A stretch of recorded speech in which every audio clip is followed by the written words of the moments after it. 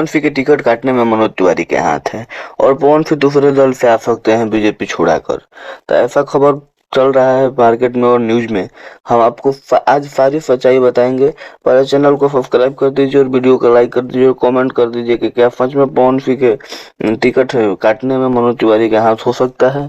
तो हम आपको बता दें कि जैसे मनोज तिवारी पवन सिंह के बहुत सपोर्ट करते हुए नजर आ रहे थे, पवन सिंह को दिखा रहे थे कि हाँ पवन सिंह मेरे भाई हैं, मेरे मित्र हैं, मेरे इंडस्ट्री से हैं और पवन सिंह को सीट मिलना चाहिए और पवन सिंह सांसद बनना चाहिए। लेकिन जब पवन सिंह को सीट मिला तो कहीं ना कहीं मनोज तिवारी वहां दिखाई नहीं दिए और वहां पर दिखाई दिए रवि किशन और निरहुआ। तो क्या मनोज तिवारी को सीट देने से बीजेपी को मनोज तिवारी को दिक्कत हुई थी? तो हो भी सकता है, क्योंकि न्यूज पर इतना चल रहा है। इस बात को अभी तक कोई न्यूज पुष्टि नहीं की है और मेरा भी न्यूज पुष्टि नहीं कर रही है, लेकिन कहीं ना कहीं हो सकता है।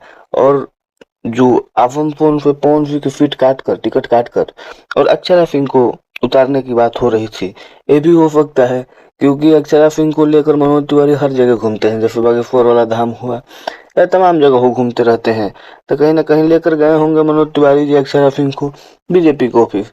और बीजेपी को ऑफिस जाने के बाद अक्षरा सिंह अपना एक्टिंग दिखाई होगी और एक्टिंग दिखाने के बाद उनको ऐसा हुआ होगा कि हाँ बीजेपी वाले लोगों को ऐसा हुआ होगा कि अक्षरा सही कह रही है और मनोज तिवारी के कारण ही पवन सिंह के सीट टिकट कट गया।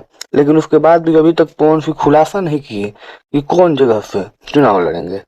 लेकिन ये कंफर्म है कि बीजेपी से अब वो चुनाव नहीं लड़ सकते हैं, क्योंकि पवन सिंह एक स्वाभिमानी व्यक्ति है और आगे भी वो अपने स्वाभिमान को बरकरार रखेंगे और राजनीति में जाए या कहीं जाए।